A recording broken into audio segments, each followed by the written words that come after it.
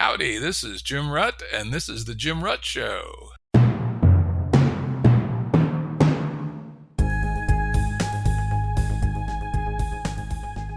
This is a Currents episode. Currents are shorter and less heavily produced than our full-length episodes and generally focus on a single topic. As always, links to books, articles, and organizations mentioned are available on the episode page at jimruttshow.com. That's jimruttshow.com. Today's guest is Jonathan Rowson. Jonathan is the co-founder and director of Prospectiva. He was previously director of the Social Brain Center at the RSA, where he authored a range of influential research reports on behavior change, climate change, and spirituality. Jonathan is an applied philosopher with degrees from Oxford, Harvard, and Bristol universities. In a former life, he was chess grandmaster and British champion 2004-2006, and views the game of chess as a continuing source of insight and inspiration. His book, The Moves That Matter, A Grandmaster on the Game of Life, was the subject of a previous Jim Rutt Show episode, kind of a good one, a fun one I really enjoyed, episode EP 127. So if you want to hear more about Jonathan and his views of the world through the lens of chess, check it out. Today we're going to chat about his recent essay titled Tasting the Pickle, 10 Flavors of the Metacrisis and the Appetite for a New Civilization. As always, a link will be available on the episode page at jimruttshow.com. Welcome, Jonathan. Hello, Jim. How are you? Doing pretty good. And if I complain, nobody gives me any sympathy anyway, so why bother? Indeed. As my father said, my father dropped out of high school after 9th grade, but nonetheless was a wise fella. He'd always say, boy, if you want sympathy, look in the dictionary between shit and syphilis. Oh. So, hey, we carry on. So welcome back. Let's start off with, you talk a lot, it's in the title, of the Metacrisis. We're going to get into a whole bunch of detail, but at the very highest level, what is the sense that you're trying to communicate when you use that compound word/phrase, metacrisis? Well, Jim, in some ways I would say the essay, Tasting the Pickle, is an attempt not to foreground the metacrisis. It was actually, the whole essay arose from a frustration with that language. But nonetheless, as the subtitle says, I go into some depth into what the metacrisis might mean. And already here we're confounded a little bit by the definite article, because I don't really think there is the metacrisis. I think that's a mistake. I think it's much better to understand several different kinds of metacrisis. And the way to contextualize that is to look more deeply at things that are more commonsensical, first of all. The climate emergency, the governance crisis. And when you look at them in some depth and look at why we're struggling to deal with them, why we haven't mobilized a commensurate response to the ecological challenges we face, why we struggle to significantly change our political systems, then you get into the interesting matter of what is inside the crisis, what is beyond the crisis, what might be after the crisis. And that's where the metacrisis idea comes in. But if you want a neat definition, and I don't know, do you want a neat definition? If you have one, I probably won't believe it, but if you got one, shoot it out anyway. I don't really, and that's quite important for the listeners to understand, I think. Some people, I give 10 kinds of metacrisis as a way of showing how ridiculous it is to try and pin it down to one thing. Because once you really understand what we're talking about here, we're talking about what's inside of the crisis, what's in some ways between different aspects of the crisis, all of these different meanings of meta, what might lie beyond the crisis that we haven't quite seen.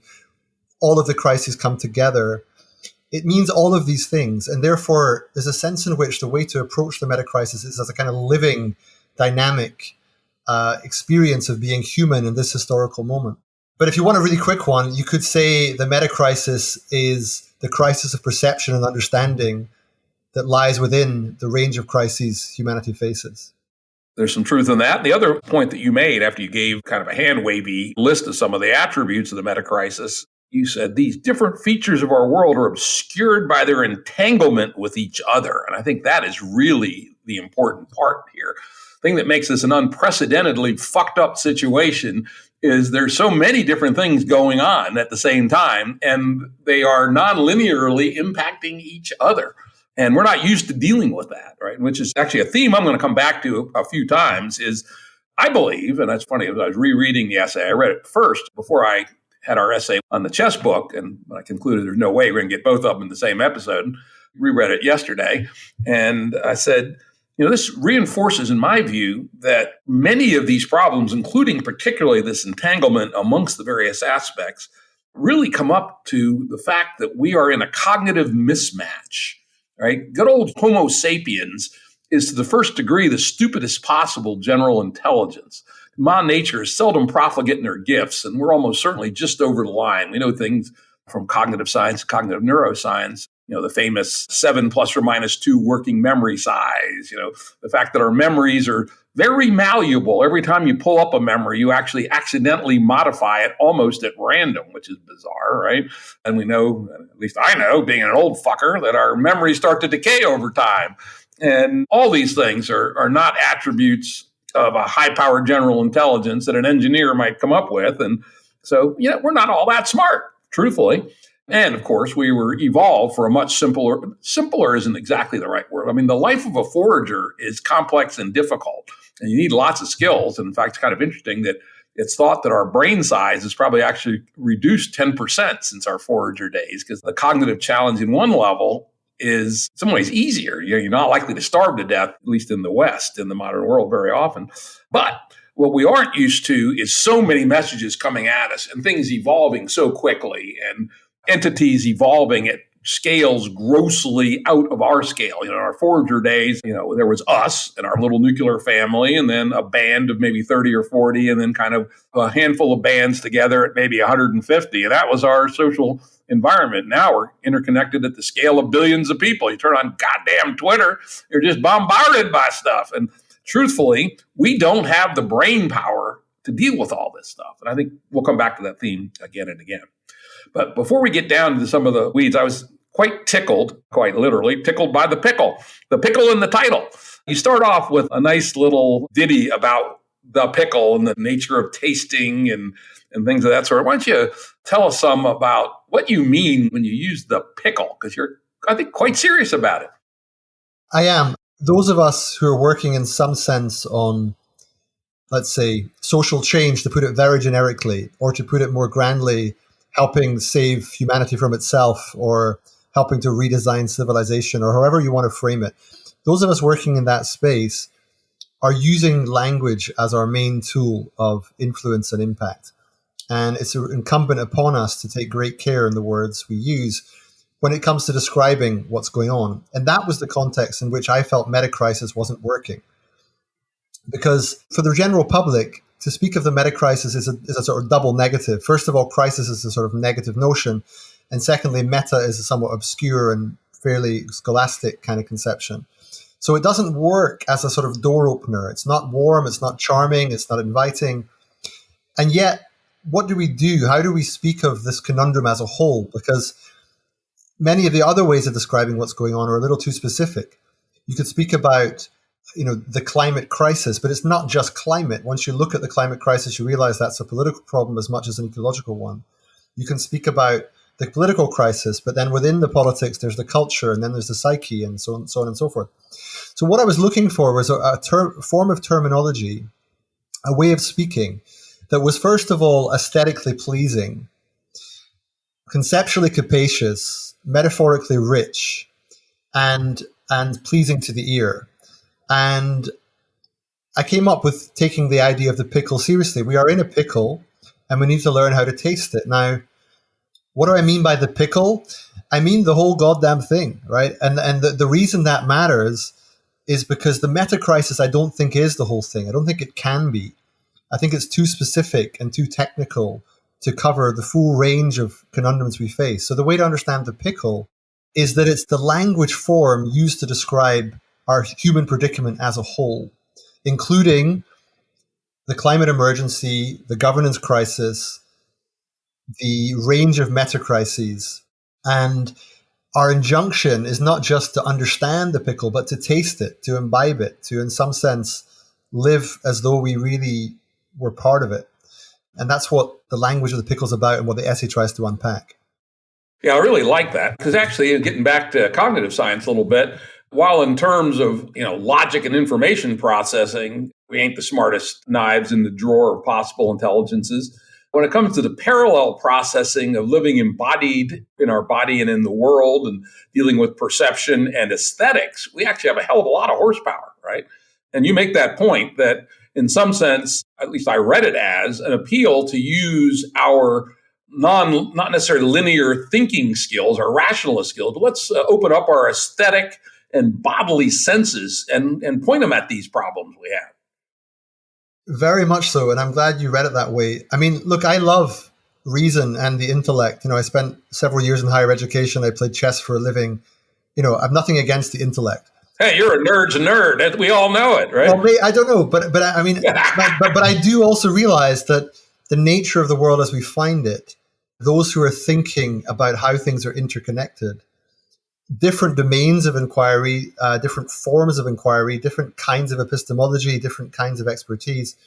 The intellect is outgunned, basically. The world has outpaced the capacity of the intellect to keep up with it. Now, you can understand any given domain with some degree of precision and expertise. But even there, to take chess, for example, any given phone can have an engine on it that's more powerful than a strong grandmaster. And likewise, now you have AI doing forms of eye exam that are better than the best sort of eye physicians. And so, within the precise areas of inquiry, we're finding that expertise, yes, it's important, but also it can be increasingly done by computers, broadly conceived. But what's difficult is making sense of how it all interconnects, what the meaning of it is, how to understand the connections between things. And above all, what it's for, what it means, what does it call upon us to do? So I do think there's more to be said for beauty, more to be said for an aesthetic appreciation of life, and that actually you don't give up on the intellect. You invite more forms of understanding to the party. The intellect needs company. Indeed. In fact, I'll read a quote from the essay. To really taste the pickle, then, you need to taste its ingredients to distinguish between different features of the predicament as a guide to wise perception and constructive action. And here's the payoff phrase, all the while knowing those features also exist as one thing. That's sort of those of us, and I'll confess to another science, math, tech background, we kind of want to chop the world up into little pieces, right? And yet in reality, the thing that we're in is one thing, right? It's this world. And being able to both chop and see the whole seems to be the skill that's called for at this moment. That's a big part of tasting the pickle, Jim. And I quote in the essay Owen Barfield, who's a somewhat neglected philosopher, who says that one of the problems we face in intellectual life is an incapacity to see the difference between dividing and distinguishing. That actually we need to learn to distinguish between things without separating them. So the example he uses is between thinking and perception. Can you have perception without thinking, and vice versa? He says no, but does that mean they're the same thing? No, it doesn't. And so the challenge is somehow to see everything together and yet realize that there are many things within that. Interesting. Yep. Though, again, I think I go even a step further, which is you got to do both, keep them in balance. And if you approach the world kind of really naively and aesthetically, truthfully, you're not going to figure out how to maintain an advanced technological civilization. It requires a bunch of logic chopping and reductionist science and economic optimization and driving that yield per acre of your corn up and all those things.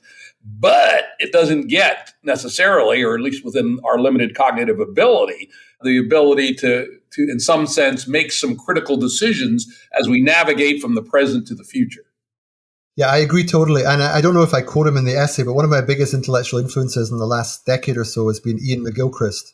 I don't know how well you know of his work, but I don't know him at all, but I just downloaded one of his books. I keep hearing pointers to him, so I don't know a damn thing about him, but I'm about to jump in. Well, just on this point, he argues very strongly that through a combination of neuroscience and philosophy, you can see that the human organism, like many other organisms, has broadly two patterns of attending. One is sort of broad vigilance, the vigilance of prey, if you like, checking for predators. And one is sort of narrow focus, which is more like the kind of predator hunting. And that actually these things manifest culturally. And that over time, there's a kind of process of cultural evolution in which the desire to break things up and turn them into algorithms and render them into code is in some ways going beyond its remit. And it's actually it's fundamentally an inferior a necessary and valuable but fundamentally inferior form of intelligence to the capacity to understand perception, uniqueness, context as a whole. And what makes Ian different is that he grounds it in neuroscience in a way that is scholarly, is quite sound, I think. It sounds exactly like the kind of thing I ought to be reading. So I'm glad it's in my reading stack. And if I like him, I'll reach out to him if he wants to come on our show. I'll recommend you, certainly. So that'd be great. You laugh at yourself and talk about yourself being a bit of a compulsive cartologist, right? And you create this, what is it? 1, 2, 3, 4, 5, 6, 7, 8 by 1, 2, 3, 4, 5, 6, 7, 8, 9 column thingamajiggy. I'm not going to go over it in instance of time, but give us some sense of, because again, people should go read the essay, give us some sense of what the takeaways from this 54 element chart is. Well, I joke in the essay that this is my last cigarette as a cartological hedonist. And I'm not a smoker, but I use that figuratively to mean several things, the sort of sense of enjoying something before you give it up, but also with the slight ironic twist that those who speak of the last cigarette rarely actually give up.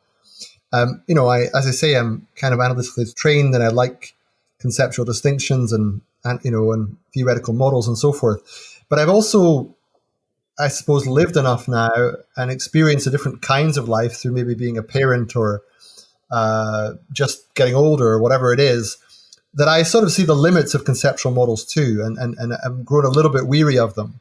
No matter how sophisticated the model, one of my favorites would be Robert Keegan's model of adult development, for example, or even Ian McGilchrist that I just mentioned. I just realized that it's somehow not life as such. There's the vitality lies beyond the framework, and that's the place to get to. So if I could explain to your listeners what this was about, this was me trying to render in one image the kind of Pickle writ large. So it's a sort of description of all the different elements that are in play in as few elements as possible, but not fewer, hopefully. And it describes everything from, on the top axis, the nature of the emergency, the crisis, 4 different kinds of metacrisis, and the kind of what it would mean to resolve these things, what I call our entelechy, or kind of what we're trying to get to, what's the purpose, what's the direction. And in the other direction, I have sort of basic descriptions of things like, description, experience, image, domain, injunction, what it's asking us to do, what the pathway might be to get there, what the obstacles are, what the virtues in play are that we're called upon to do, and maybe some illustrative examples as well. And so it's a somewhat ridiculous image of humanity's problems writ large. And it's playful, but it's also dead serious. Yeah, I found it quite useful, actually. I would recommend people take a look at it.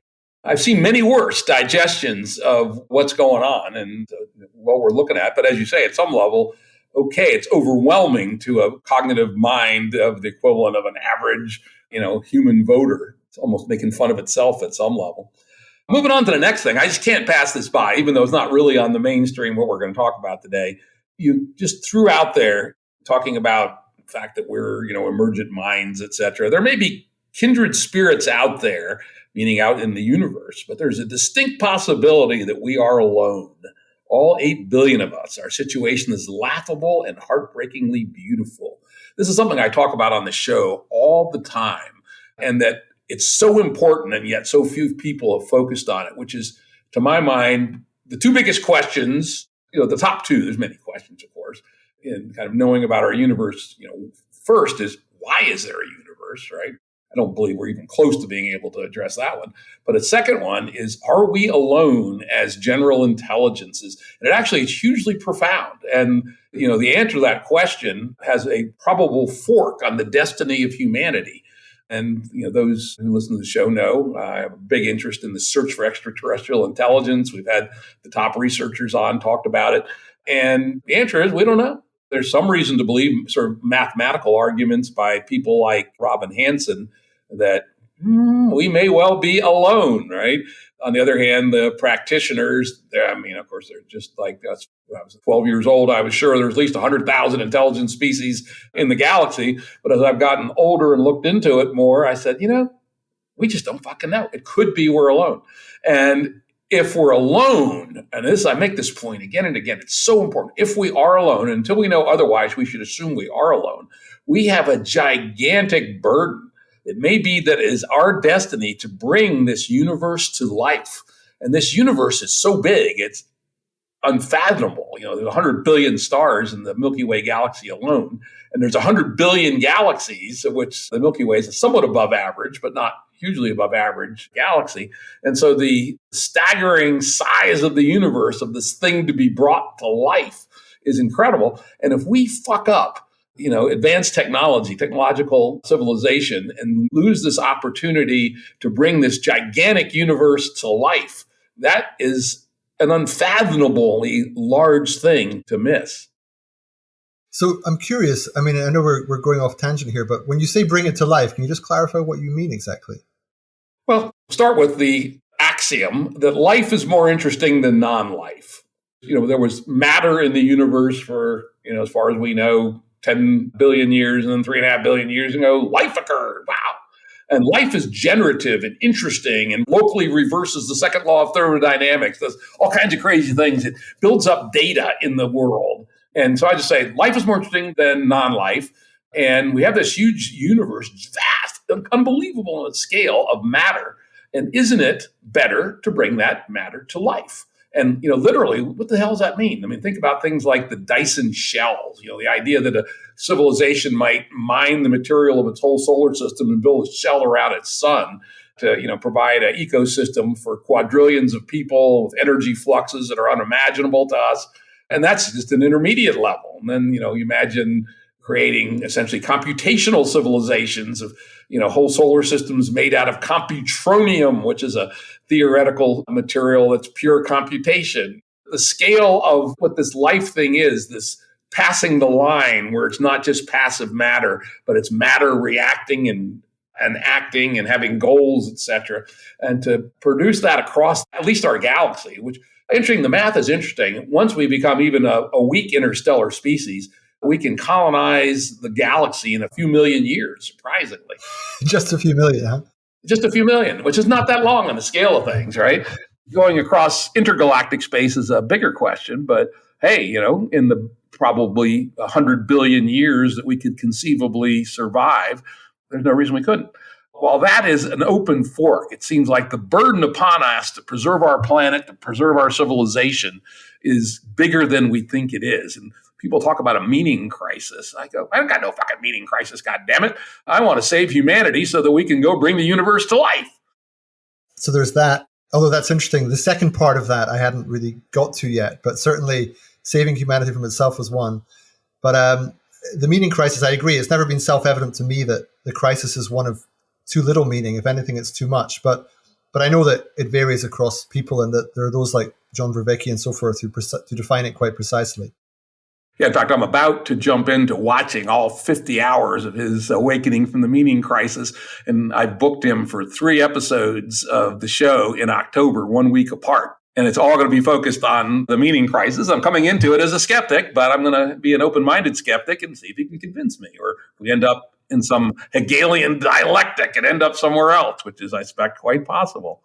So anyway, let's move on from that interesting, very important aside and move back to this. And this is one of the real questions in the space that we both operate in, social change people, trying to bring on the next civilization without it being a disastrous, which is, to what degree can we and should we be optimistic versus pessimistic?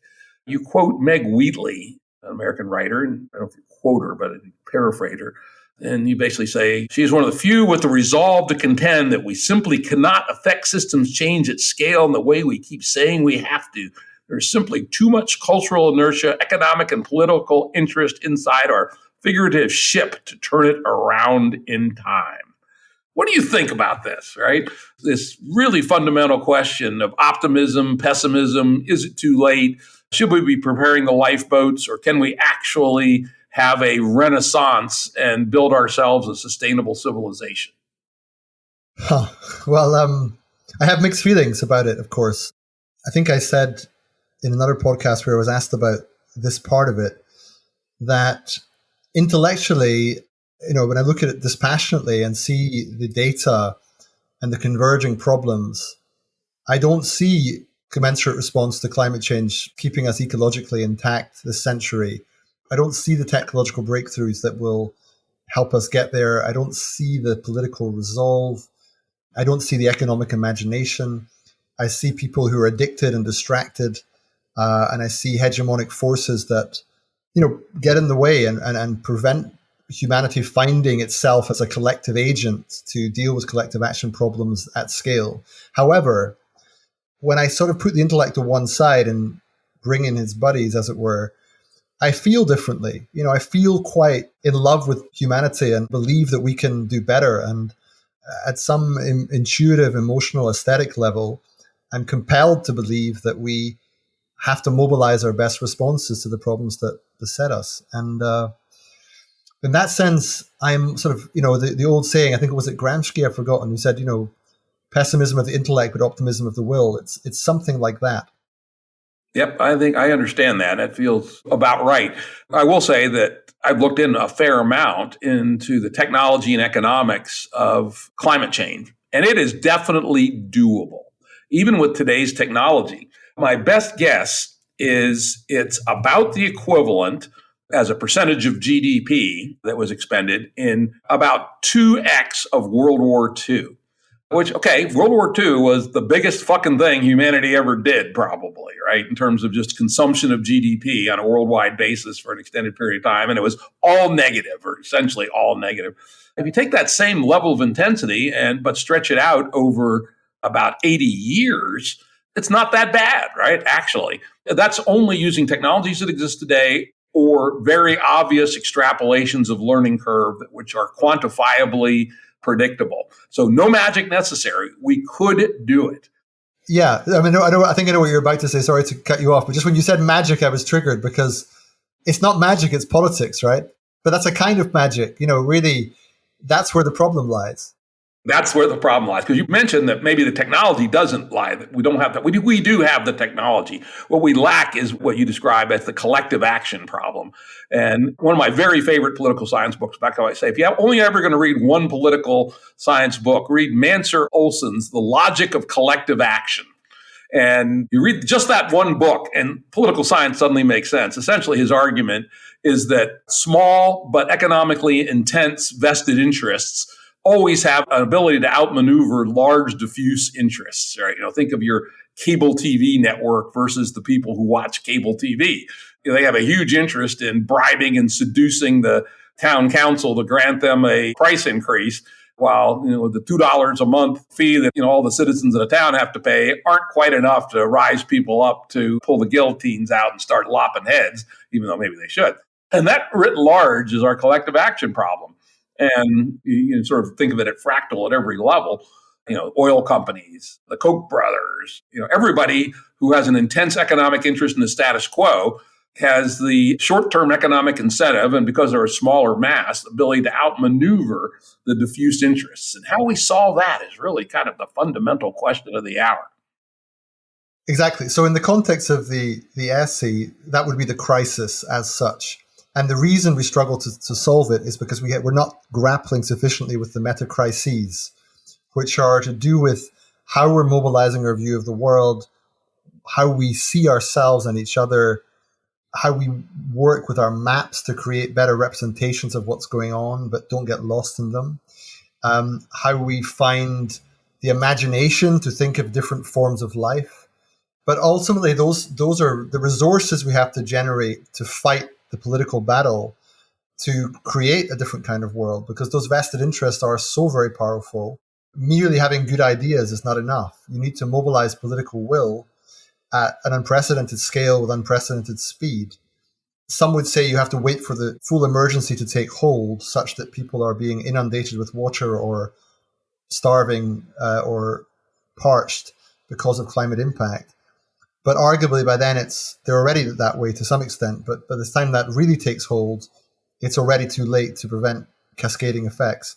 So although I agree with you also that even if we have what it takes, what it takes is rather extraordinary.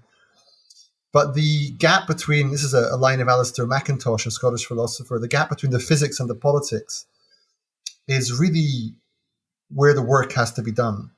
And that's why we speak of metacrises, plural, because it recalls upon us to look deeply within ourselves to how we're understanding this. What are we assuming? What are our root metaphors? What are the ends of life? How are our habits getting in the way? These are all features of grappling with the metacrisis. Yeah, and in fact, then you point out, which is, again, this is very important and makes it even more difficult for humans to deal with. When we talk about the metacrisis, people will often say, well, wait a minute, everything's getting better at a very rapid rate. Famously, Steven Pinker, right? And he's right.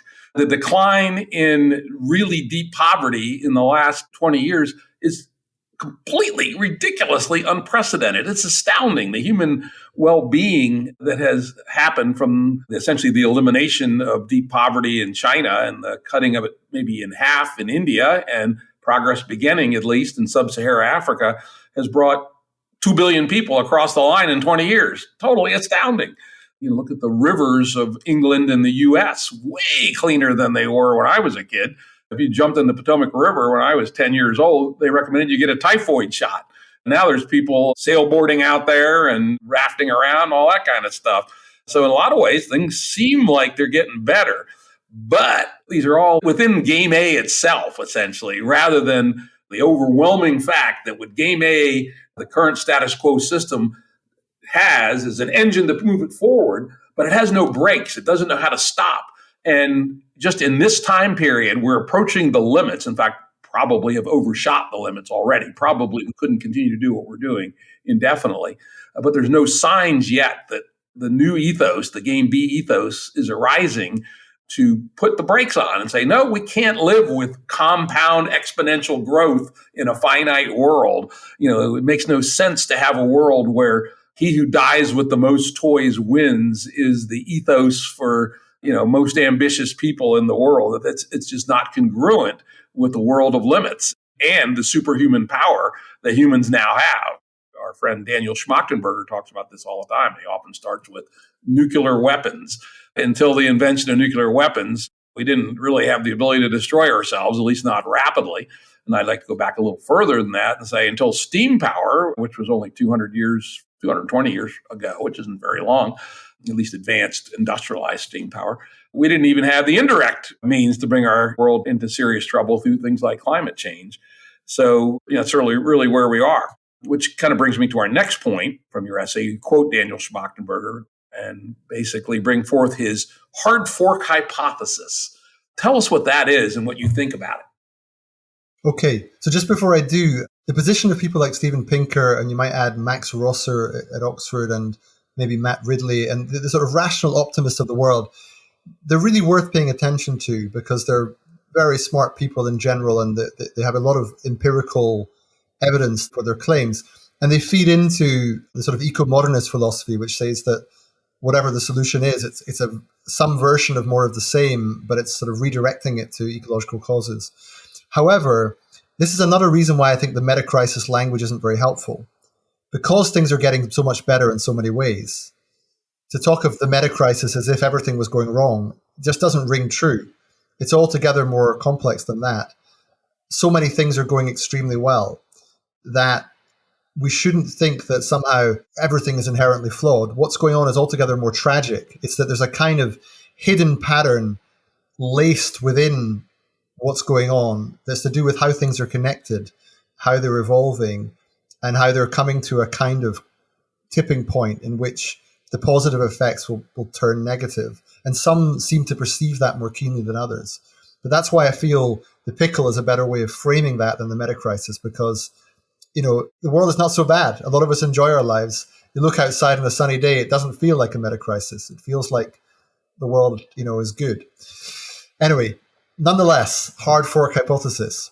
Hard fork hypothesis, as I understand it, says that things are going to go one of two ways. Now, two ways doesn't mean two very detailed, precise ways. It means two patterns of ways. It means towards higher order of complexity and elegance and coordination and integration, a sort of maturation that is elegant and emergent, or a kind of cascading sequence of micro disasters with compounding effects and cascading negative impacts over time. And the claim is that it will go one of these two ways. And I think the underlying point that Daniel makes is that, intuition would say, look, if things are getting really much better in some ways, but there are these other little problems, ecological problems and some mental health problems, and, they'll concede certain things, but say they can be dealt with. Some would say that means the truth is somewhere in between, that life is good in some ways, bad in some ways, therefore it's, it's all right. But actually, what it really means when you look at it from a sort of complex systems perspective, things going really well in some ways and really badly in others suggests an inherent instability in the whole system. And so this hard fork notion is a way of saying we don't know for sure, but it looks as though things will either get significantly worse and in a way that it might be inexorable, or we can work hard to improve them and will shift into a different kind of civilization with different organizing principles for society. And that's what we're working towards. And I would say I know Daniel read my essay, In Search of the Fifth Attractor, in which I lay out the idea of complex society as a high-order basin of attraction, and that our current basin will lead to disaster, and that we have to get to another basin to succeed over the intermediate term to give us this chance to bring the universe to life. And, but I lay out, and as you mentioned, that some of these alternatives aren't necessarily good. I lay out the fact that there are some other basins out there that we know that could exist should we leave our current one. Think of neo-fascism, for instance, in the Chinese model. That looks like a real contender. Or theocracy, that's always a risk. We know it's happened before. What I call neo-feudalism, which is how I view extreme libertarianism, and the Koch brothers and Peter Thiel and those kind of folks. And then, of course, there's good old disorder, anarchy, not anarchy in the political sense, but anarchy in the practical sense of the whole stack of systems just collapse and population probably drops by 90%, et cetera. And so escaping our basin isn't enough. We have to build a good basin. And that's really where the roots of the idea for Game B came along, which is what are the set of appreciations and values and virtues and such that could produce a productive, wonderful world for people, but one that's got a fundamentally different organizing principle around it than the status quo. And I would say I try to have a little bit of epistemic humility, and maybe I'm wrong, but I'm a believer that the ball is trying to rise out of the salad bowl and is looking for someplace new. And there are a lot of bad places where it could land. And so it's incumbent upon us all to try to build this better attractor. So here's where I wonder if we're making sense. Okay, hear me out here. Because I speak similar language, and as you speak there, I resonate with it. It makes a lot of sense. But I can hear certain critics in my mind who are saying, look, you're speaking of planet Earth as if it were one organism, one system, one paradigm, and it's never going to be that. So even now, it's not as though there is one pattern, right? There are multiple, it's not even clear. The claim that we're living in a single planetary civilization is contentious. It's not self-evident that the form of civilization that exists currently in China and Russia is of a piece with what's happening in North America and most of Western Europe. We still have different forms of life, and then that's not to mention India, and which is altogether more chaotic, now quasi-theocratic, and then Latin America with all the different things that are happening there. So I guess I'm just questioning this whole idea of a fifth attractor or Game B or whatever it may be, some underlying generator function for humanity as a whole. Part of me, and this is what I tried to convey in the Pickle paper vis-a-vis my confusion about these things, I'm just not sure it makes sense to speak of one system in that way. And I wonder how you feel about that. It's less tidy, but I wonder if part of the problem is imagining we could ever be in control of it as one system. We have to accept a degree of chaos. Yeah, I think control is the problem, because we don't want to be in control of it. We want it to evolve from the bottom up. But your first question, are China and Russia and India part of Game A? And I'd say the answer is undoubtedly yes. They're all linked into the financial capitalism engine, which is the center and the organizing principle of modern society, at least in my view. In fact, I point out many times, the ultimate generator function is the relentless pursuit by itself. No humans are necessarily dictating this, of money on money return, the way our institutions are put together. That engine alone drives the behavior across the world. to a greater or lesser degree, to a mostly subsistence agriculture community in, the Eastern Congo, less so. But even in a place like India, if they were cut off from the money on money return economy, they would crash very, very quickly. So they're all part of it. They all build rectangular buildings with glass in the windows and copper in the walls, right? And so in that sense, at least, they've been captured by the game A attractor. Okay, so I hear you on that, and it's not as though I fundamentally disagree, but there is some risk there of something like economic determinism, of saying that really macroeconomics is the underlying driver of the world. So what I'm pointing towards is, if you think of what's happening in India at the moment, yes, there are capitalistic drives. There's even oligarchy. There's a kind of plutocracy.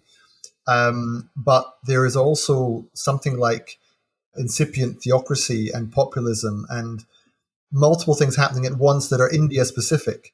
Very true, of course. And that will be true in a game B world as well. One of the things we try to emphasize very strongly, that game B is not utopianism. This is not a formula or rule book on how to run your society. It's a sense of deep principles that can apply to local situations, what we call coherent pluralism. I think it's very important that one not be arrogant and think that there is one answer for everybody. I'm going to give an example. At any given level of technology, there's a reasonable level of per capita energy use that's within the carrying capacity of the earth and the capital capacity of our economies. And it's probably not a bad general rule to say all societies on earth ought to consume X amount of energy per capita until we have better technologies that allow us to do more without destroying the earth. And how societies choose to use that energy might vary tremendously. Some of it might put it into big houses and heating systems for them, while others would have, small houses, but zippy little cars or something. And so I think it's the parameters and the sense of limits and the sense of personal values, perhaps, at least to some degree, that will be pervasive, but not how societies choose to organize themselves. In fact, the game B world, we really thinking about bottoms up, talking about Dunbars, groups of 150, and groups of, a couple thousand that will design their own local social norms, as long as they honor these outer constraints. Whether they want to be a polyamorous sex cult or if they want to be neo-Puritans, doesn't really matter. So I think it's important to distinguish between the cultural superstructure and the economic, productive kind of rules of the road, production, investment, consumption structure. Right. I guess all I was trying to do is put a word in for what we spoke about earlier to do with distinguishing and dividing, that even when we speak of a fifth attractor or a new underlying generator function or a new civilization or ontological design or whatever your favorite, conceptual framework for thinking of the world as a whole is, that it will almost always be sort of patterned and plural and variegated rather than singular and prescriptive. Absolutely. And it's strong game B view, network-centric, fractally structured, decentralized, self-organizing. So I think we share that view. Now, whether we can actually beat Goliath at its own game with this strategy, time will tell. And can we do it in time? You actually laid out a nice list of, frankly, it seemed to me, very game B ideas. Look for the sentence, a relatively balanced picture of self in society. Oh, yeah. This was me further developing a smaller number that were listed once in a talk given by my co-founder of Perspectiva, Thomas Bjorkman. I added a few and I embellished the ones he had. But basically, I find, as you may also, that it's quite hard sometimes to articulate what we're looking for, like what kind of a world we want and how do you describe it. And so what are the underlying principles you would hope to move towards? And the ones that I give are just a way of painting that picture without being too prescriptive about what the world would be. So I say a relatively balanced picture of self and society, free from the alienation of excessive individualism and the coercion of collectivism, with autonomy grounded in commons resources and ecological interdependence. So a vision of the individual in a kind of social and ecological context. A more refined perception of the nature of the world, in which discrete things are seen for what they have always been, evolving processes. I am some kind of process philosopher, I think, although what kind I'm still figuring out. And then a dynamic appreciation of our minds, which are not blank slates that magically become rational, but more like constantly evolving living systems that are embodied, encultured, extended, and deep. And an experience of society that is not merely given to us, but willingly received or co-constructed through the interplay of evolving imaginative capacity. A perspective on the purpose of life that is less about status through material success and more about the intrinsic rewards of learning, beauty, and meaning. An understanding of our relationship with nature that is less about extraction of resources for short-term profit and more about wise ecological stewardship. Patterns of governance that are less about power being centralized, corrupt, and unaccountable, and more global and local, polycentric, transparent, and responsive. A relationship to technology in which we are not beholden to addictive gadgets and platforms, but truly sovereign over our behavior and properly compensated for the use of our data, and where, in Harry Frankfurt's terms, we want what we want to want. And then two more, an economy designed not to create aggregate profit for the richest, but the requisite health and education required for everyone to live meaningful lives free of coercion on an ecologically sound planet. And finally, a world with a rebalancing of power and resources from developed to developing worlds and men to women and present to future generations. Hey, sign me up. I mean, that's very much like at least a bigly part of the Game B vision. It ignores one area, which we might talk about, which is the nature of individual change. Long-term discussion in the Game B world has been, where should the relative balance be between personal change and institution building? And I'll confess, I've been on the institution building side more than not. Other people push more the individual change. I come in my old age to realize the two have to co-evolve, right? If we're going to build institutions of this sort that would support these wonderful ends and means, we frankly have to become somewhat, at least, different people than we are today. Can't be a person whose dick gets all hard when they drive home in their new Mercedes. If we're going to live in a world like this, we're going to have to be people that laugh at such a person and say, that's a ridiculous, asinine thing to do, right? And that's going to require some, fairly significant change. I've always believed that, one of the biggest, I mentioned earlier, Robert Keegan, in 2003, I think it was, I was a graduate student at Harvard for 1 year. And I took Robert Keegan's class on adult development. And I've never seen the world quite the same way again. I do believe humans do develop, sometimes sort of naturally and organically and over time, sometimes a bit more deliberately through practice and training and, even willpower. But I also don't think we can place all our hope on this kind of vertical development view of, I think it's something going on with creating environments where the idea that working on oneself, growing in virtue, growing in skill, growing in our capacity to perceive deeply and feel deeply is part of the primary curriculum of humanity. It's like what we're about, it's what we're for. It's fundamentally an educational imperative. Yeah, I think that's right. And you are actually quite eloquent also of what the dangers of what you call, and in fact, I'd never even heard the term until a couple of years ago, spiritual bypass. People think that the game can be entirely won sort of looking inside your head, right? Yeah, I've grown very weary of that. And there's two things there. I think there are actually two kinds of spiritual bypassing, and they're both important. So the first is Daniel Gortz puts this very elegantly when he calls it the problem of the yoga bourgeoisie. And what he means by that is a sort of subculture of spiritual bypassing where you don't talk about macroeconomy or technology or Putin or Xi or any of the real forces of the world that are shaping it. You think about your groovy emotions and you speak about love and you believe that the better angels of our nature will somehow prevail through what often looks like wishful thinking. It's a gross caricature of lots of people, of course, but it gets to the point that there is love and power in the world. They're equally real, and we have, if we're going to be serious about changing the world, we have to tend to both of them. So the first kind of spiritual bypassing, which is written about in many ways, is simply treating psychological or sociological problems as if they could be entirely viewed spiritually, which is not the case. But the second thing, and I think this is maybe a somewhat original contribution in the context of the paper, I also think it's problematic to bypass the need for some spiritual dimension of life as well.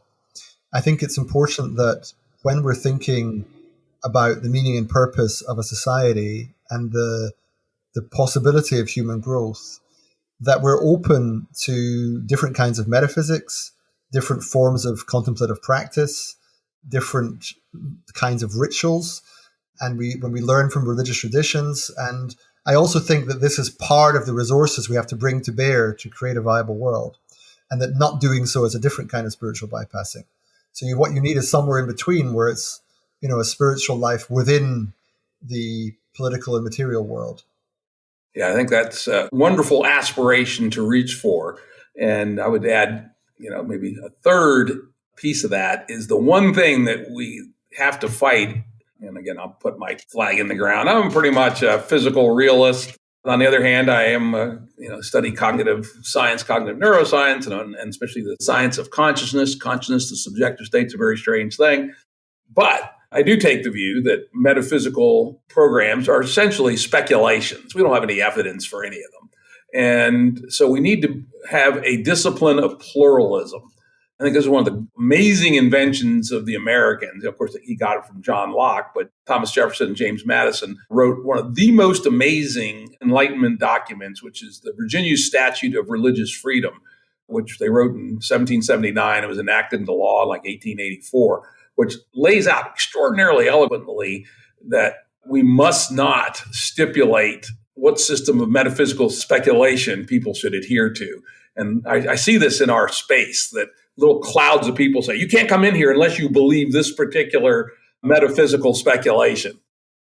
So my view is, I agree with that, but I also think there's a qualification, which is that, metaphysics is there whether you like it or not. It's just a question of how conscious you are of the impact it's having on you. There is always some tacit view of the world and how it operating from any given psyche in any given societal sort of context.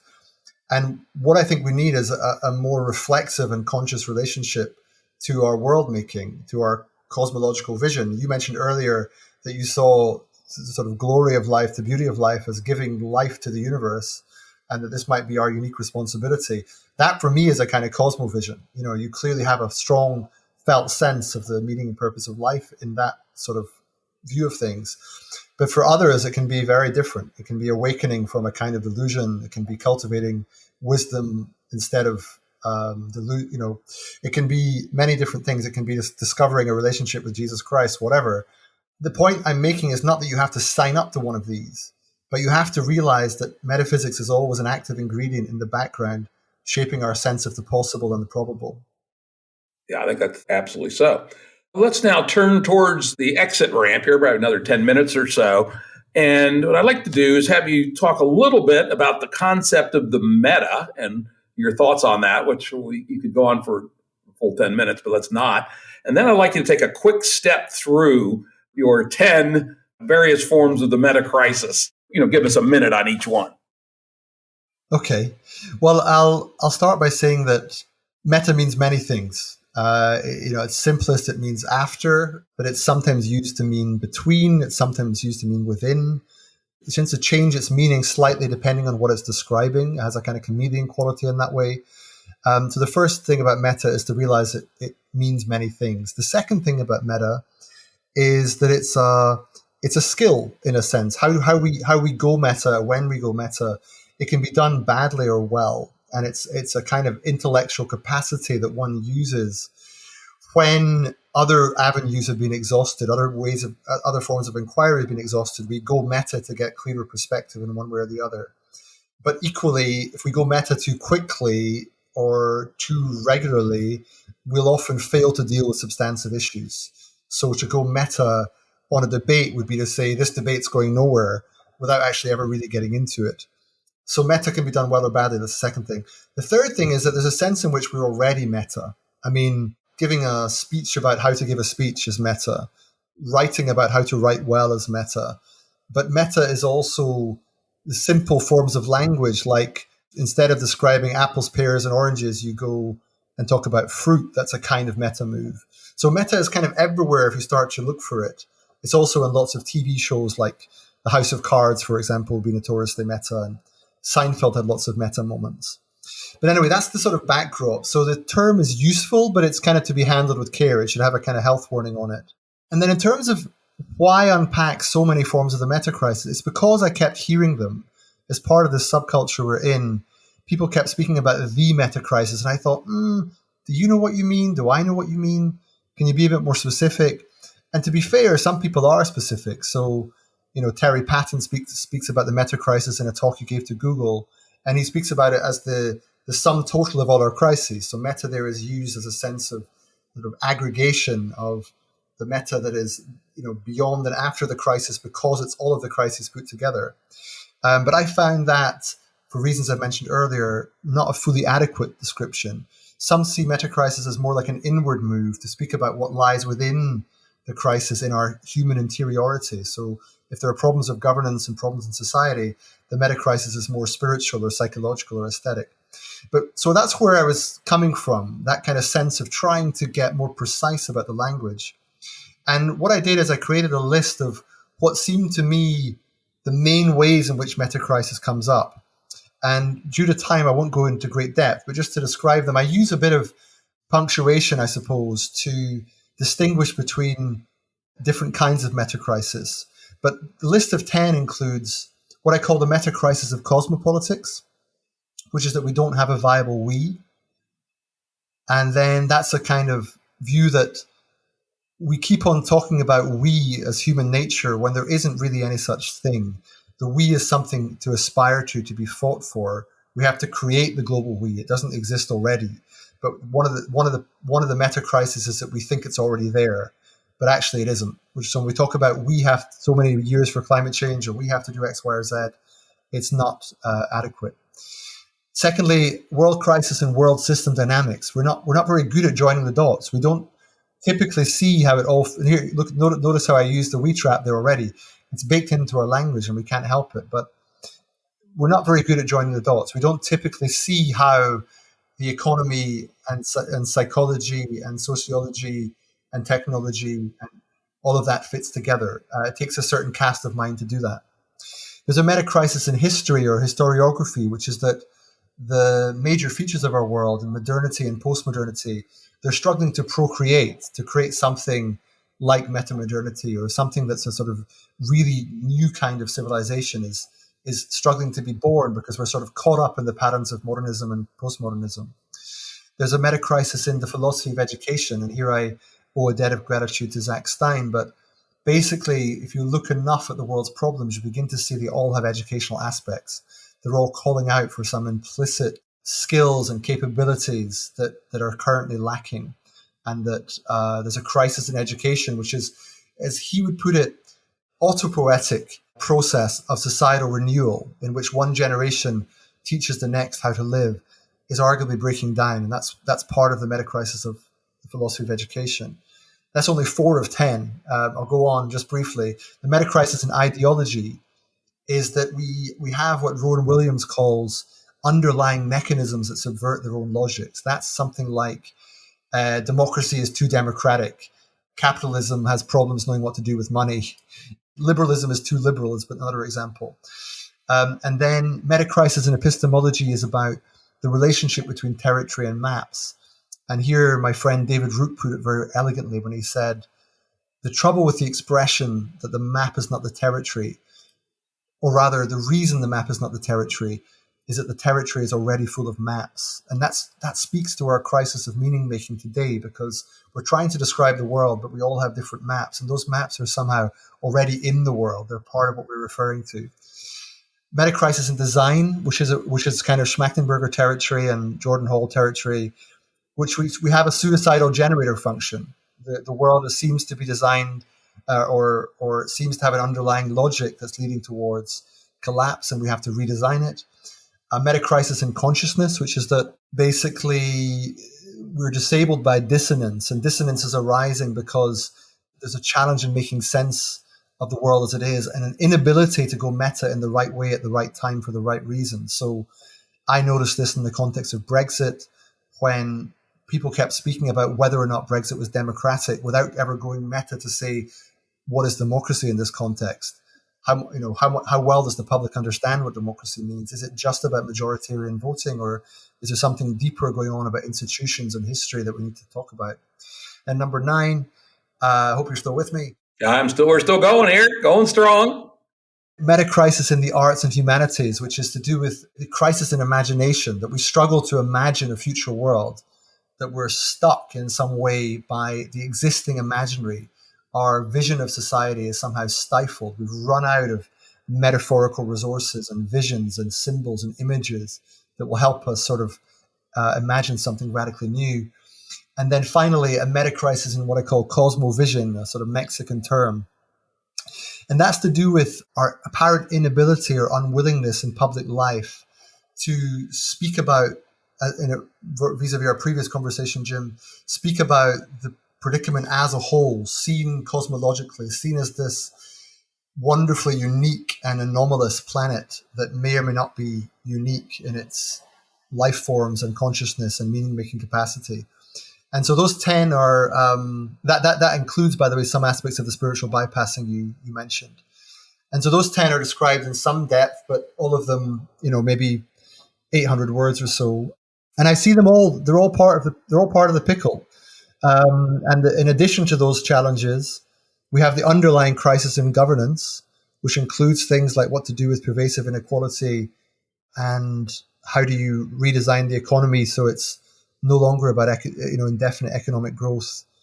And then it's also about the emergency. It's about what do you do about incipient climate collapse. And the point of the pickle is that these things are all happening at the same time. They're all part of one predicament that we need to somehow feel our way into and grow into so that we can become what we have to become to deal with these challenges of our time.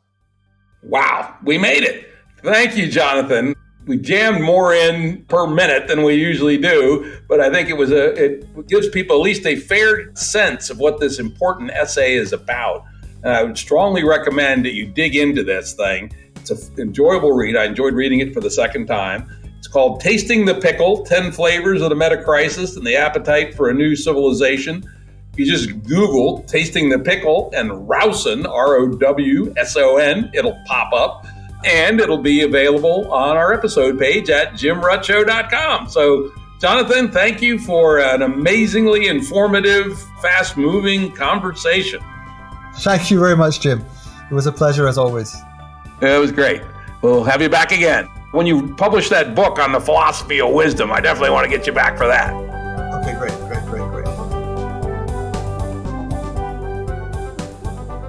Production services and audio editing by Jared Janes Consulting. Music by Tom Muller at modernspacemusic.com.